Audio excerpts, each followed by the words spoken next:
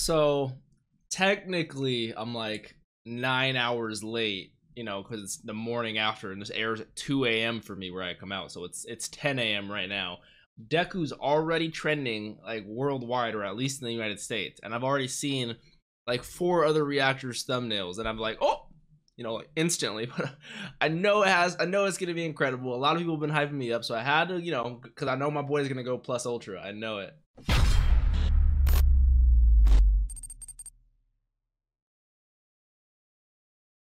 What's up, Dapper Squad? It's your boy Darius, back at it again with another episode of My Hero Academia Season 4, Episode 13, titled Infinite 100%. Which, last episode, by the way, I was an idiot and said Manchester was a UK, like Manchester United, the football club that I know nothing about soccer or football, but a lot of people told me it was Manchester, New Hampshire, so it's still USA, just like Detroit, but still fantastic. Raise it up to 20%, going ham. Mirio is one of the strongest fighting gangsters I've ever seen in my entire life. Best anime boy for sure.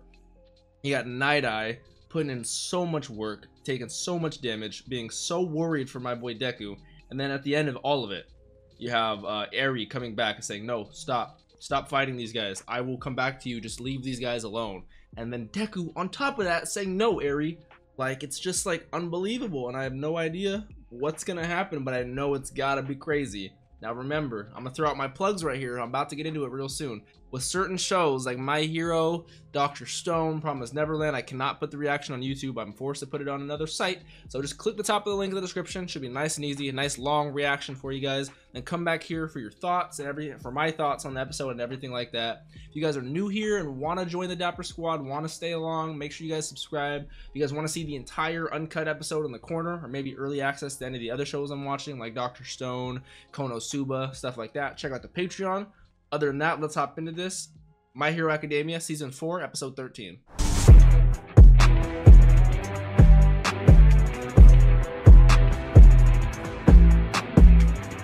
And there's no after credit scene? Of fucking course there's not, man. Holy fucking smokes. That was an episode right there. As for normal reviews, I tried to think to myself, where did the episode start? Let's just go normally piece by piece through the episode. I don't even fucking remember where it started, bro. I'm trying to, this episode was oh yes, it started with up top, like a different perspective. Thank the Lord, because it wanted us to start it off with something not insane to blow my mind, even though it was insane. I didn't get the guy's name, but his quirk is that he sucks the life force out of anyone he touches to grow in size. So, but with the quirk booster that he popped, he can just do it without touching anyone. Just anyone in the general vicinity of my boys getting their life force drained, which gives me a +1 and a plus other one for Sue and Ochaku, because normally, and they try to make a point of it, the main 4 plus ultra contenders for the show are generally Todoroki, Bakugo, Ida, and Deku. Those are generally, even the Pussycat said that you 4 are special. But to see Ochaku and Sue go beyond this episode, and they even said it. They said we gotta go beyond plus ultra. I can't even fucking speak right now. I'm so hyped. You guys know what I'm trying to say. But it started off with that. And then Hado and Ryukyu went ham. And that little plan, because he's huge and he's insanely heavy, have Ochaku lift him up real quick and then everyone drop him. Ryukyu is so strong. I am a huge fan. I would love to see more of Hado's quirk in action, like really fuck somebody up, just because against OP boy right there, it didn't really look like it did anything, but it's life force against life force sucker, so I don't really expect it to do much. I'd love to see it in more of its natural environment. But so you had the Surge guy, and oh, I was like, is that Toga up top? But I was like, wait, this is technically a couple of minutes ago. But Deku never went outside again, so I was generally confused there for a second. But then when they immediately fell down, I was like, okay, definitely was Toga. But that's even smarter on their plan.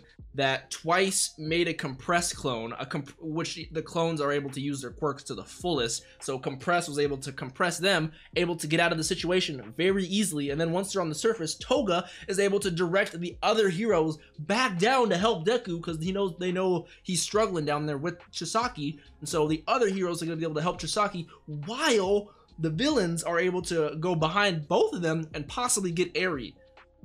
Like, their main goal right now is not to fuck the heroes over, it's to fuck the Yakuza over, which is hilarious to me. And they'll do whatever means necessary to get the Yakuza fucked over, which is, I just think that's so funny. And they were even willing to transfer, she was willing to transform into Deku to be able to do that, which I have to ask, did she when did she swallow Deku's blood?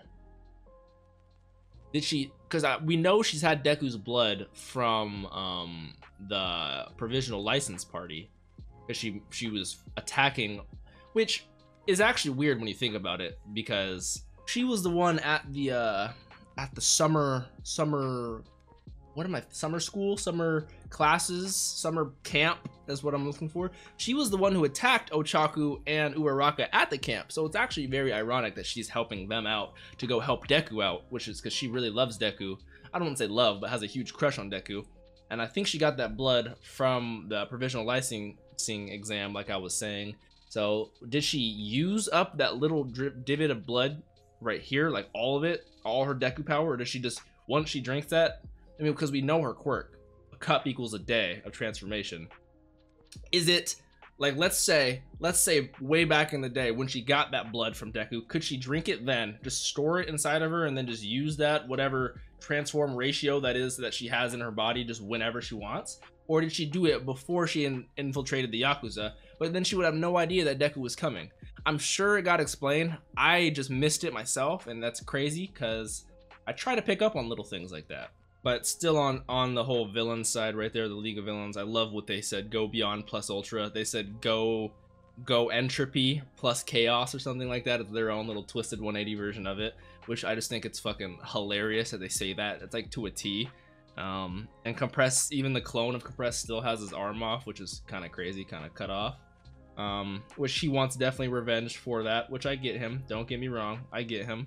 So after the girls and everyone falls through, it's still Deku going at it against Overhaul. And then he realizes the situation that he's in, so he tries to escape with Eri, with the big rock formation. Deku says he's not having it, goes up there. Eri also says she's not having it. She sees Mirio's cape, which is so touching and so badass. It's so dope. And then jumps off with the cape to go grab Deku. Deku unknowingly kicks or does whatever at 100% to launch himself out of there. He's gone. But oh no, is he hurt? No, because Eri unknowingly activated her quirk, which is not, I always just assume she had the quirk to destroy quirks. You know, that's what everyone assumed. But that's just a byproduct of her body material and her composition. Her actual quirk, which is a mutation of another quirk, is what Old Man said. It's very rare that something like this happens. She doesn't even know how to use it, and once she uses it, she can't really turn it off. She rewinds time. Now, I would love to get Present Mike give us like a Eri quirk rewind, you know, like a whole spiel on it, but I assume that it only happens when she touches someone while the quirk is activated. And I would love to know, like, oh, because they go so in depth with the quirks. I would love to know the specifics. Because we know her dad was holding her or doing something when she was in the crib still, and he literally disappeared. She rewound him back time into nothingness, which I didn't guess. I don't guess I fully understand the capabilities of it, but I have somewhat of a clue ever since Overhaul said you could potentially rewind someone back to being a monkey. Like, the person's evolutionary self can go all the way back, and like, see, that's what I'm curious about.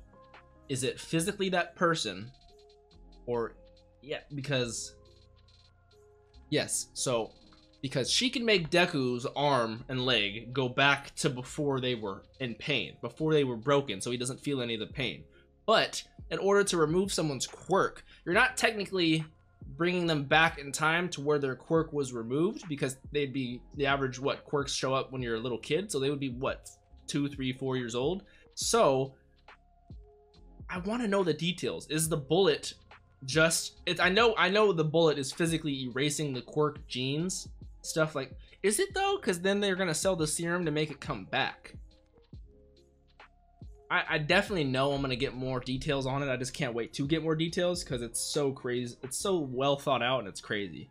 And then to have her on my boy's back, tied around with Mirio's cape while he's going 100% the whole time, and then just everything being mitigated by Eri is just, I want to say a really smart and genius plan, but all in all, it's probably not. Because let's just say something were to happen and Eri gets knocked off his back. My boy's stuck with some broken arms that can't be repaired.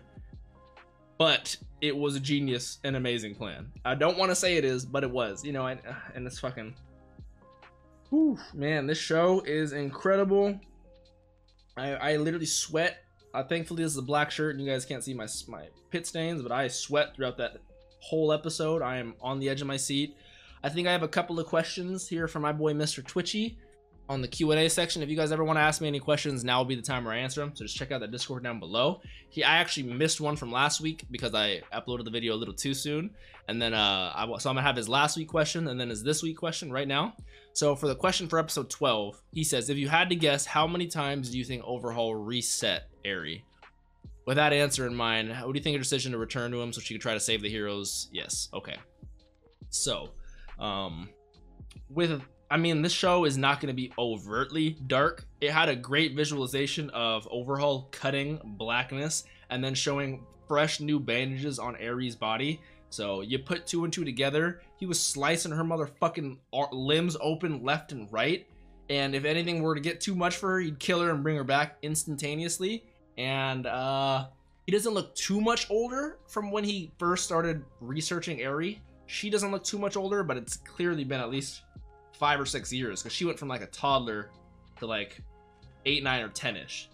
So I'm gonna say, in my honest guessing opinion and an educated guess, and it's tragic, I gotta guess at least 50 to 100 times.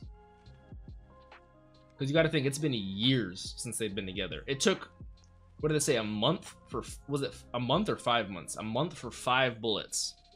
And this is after all the research and development has already gone through. So yeah, I'm gonna say 50 times. That's my guesses.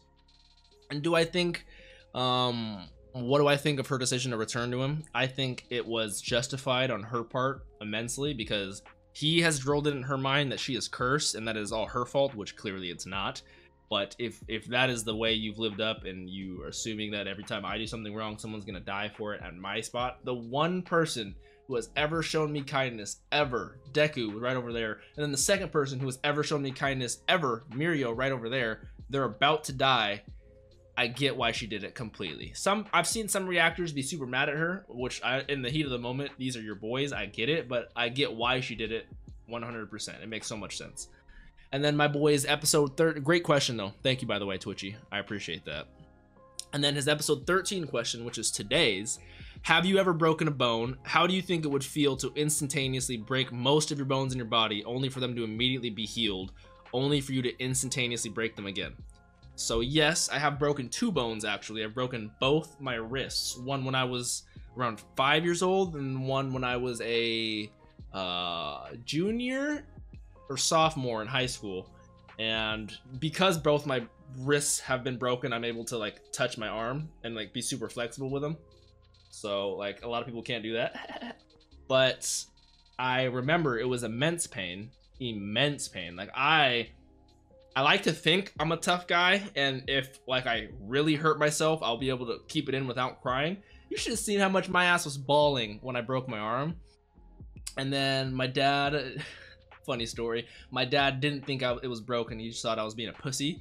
And so he was like, we'll go home and ice it. And then like 3 hours later, I was still crying. And so then we went to the doctor, and then they were like, it's broken. So there goes that story. But yes, it hurts like a bitch. I know that. And